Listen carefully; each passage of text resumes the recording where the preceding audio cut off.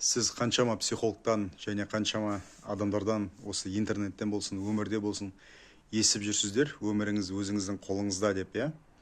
Бірақ енді сол өмірімізді өзіміздің қолымызға қалай аламыз? Мына менің видеоларым бар. Жалпы бұл өмір айнала, біздің наным сенімдеріміздің айнасы ғана. Яғни біз өмірімізде нені көреміз? Қандай киім, қандай үйде тұрамыз, иә? Қандай достарымыз бар, күйеуіміз, әйеліміз, немесе жалпы өмірлік жағдайымыз барлығы біздің ішімізде, біздің басымызда. Бұл әлем біздің басымыздың ішімізде, басымыздың ішінде бір голограмма бар, бір сондай бір сахна бар десе де болады. Осы сахнаға, осы бір студияға біздің наным сенімдеріміз барады, содан осы әлем құралады. Осы көзіміз арқылы шығады. Қалай түсіндірем енді білмеймін ал. Жалпы бұл өмір сіздің ішіңізден шығып жатыр. Болды. Бәрін ұмытыңыз. Астрология, нумерология, сюцай, матрица судьбы оқымай-ақ қойыңыз ештеңені. Енді әрине бір нағыз түбін зерттеймін десеңіз оқуыңызға болады. Бірақ енді сізге тек өміріңізді жақсартсаңыз болды. Бір көбірек ақша тапқыңыз келеді, жақсы бір жар тапқыңыз келеді, немесе қазіргі бір жанұялық жағдайыңызды жақсартқыңыз келеді деген сияқты. Яғни өмірдің басқа бір сатысына шыққыңыз келеді.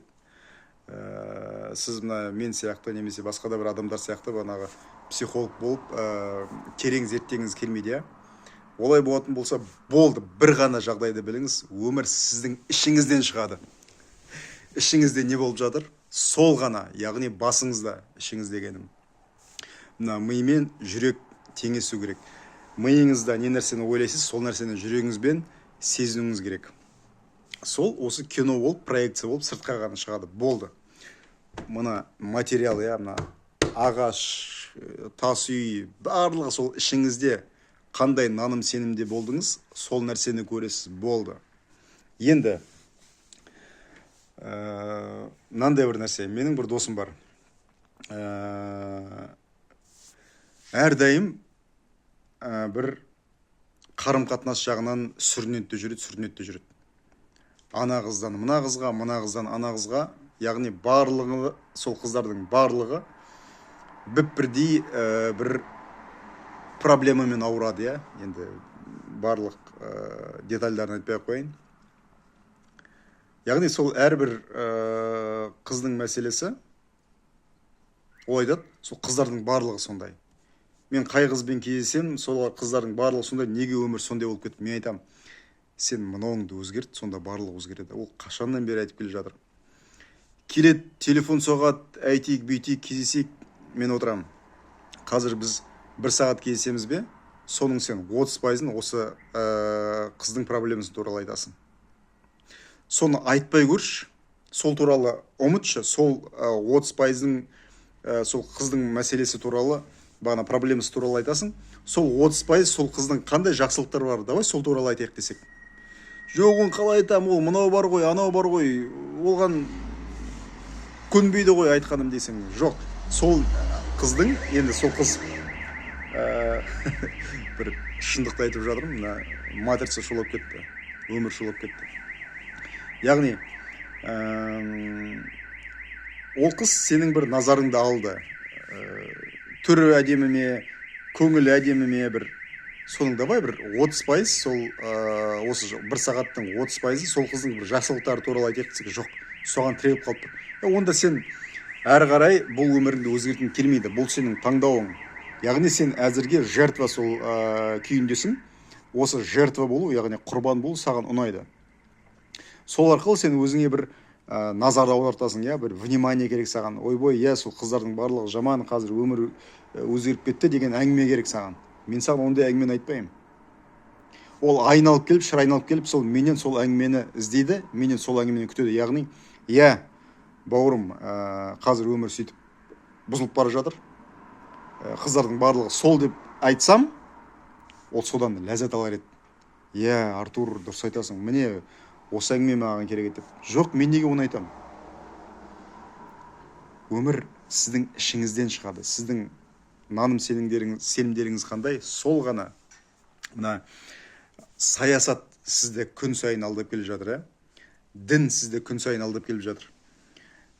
Жалпы өмірлік әртүрлі жағдайлар, анау жаман, мынау жақсы, әлемдік саясат, әлемде болып жатырған тарих, барлығы жалған.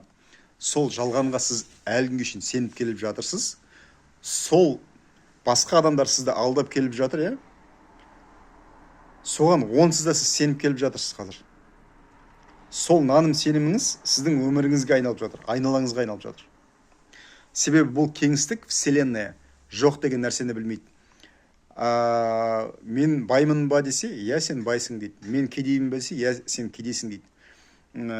Осы діндегі, тарихтағы нәрселер дұрыс па десең, иә дұрыс деп саған соған дәлелдерді келтіре бастайды. Жоқ, дұрыс емес десең, оған да дәлел таба бастайсың. Сондықтан онсыз да басқа осы әлемнің сізді алдағанына көніп келіп жатырсыз. Сол арқылы өміріңіз құралып жатыр. Ал неге сіз саналы түрде өзіңізді алдамасқа? Бұны аффирмация деп атайды. Мен бақыттымын, мен байымын, ақша маған күн сайын оп-оңай келіп жатыр. Әртүрлі жерден маған ақша үйіліп, төгіліп келіп жатыр менің өміріме. Менің денім сау деп неге өз-өзіңізді алдамасқа? Әрине сіз оған сенбейсіз. Бірақ айта берсеңіз, түп санаңыз сенеді, сол арқылы өміріңіз өзгереді. 1000%, миллион пайыз сеніңізші маған. Құпиялардың құпиясы осы. Сіз онсыз да жақсы айтасыз, қойшы құрсын оған сенбеймін деп, бірақ сол кредитіңізді ойлап жатырсыз. Қазір тамақ ішіп отырсаңыз, тамағыңыздан ләззат алып отырған жоқсыз. 5 минуттан кейін, 10 минуттан кейін, немесе ертеңгі болатын жағдайды ойлап жатырсыз. Неге сіз дәл қазіргі сәтіңізден ләззат алмасқа? Онсыз да сіз сол әртүрлі боқтықты ойлап жатырсыз, соның өзі аффирмация емес пе? Сол арқылы сіздің өміріңіз онсыз да құрдымға кетіп бара жатыр. Неге сол әртүрлі қиялдарды, бағанағы ешқашан болмайтын қорқыныштарды, орындалмайтын қорқыныштарды ойлағанша, соның орнына жақсылықты не ойламасқа? Мен сондай бақыттымын. Мен сондай баймын. Мен әлемді аралап жүрмін. Деп неге сол айта бермеске? Онсыз да алданып жүрсіз. Неге солай саналы түрде өз-өзіңізді алдамасқа? Міне бүгінгінің инсайты. Комментарийға жазсаңыз, мені қолдасаңыз, лайк бассаңыз, адамдармен бөліссеңіз, нұр үстіне нұр, бақытыңыз, байлығыңыз арта берсін. Рахмет.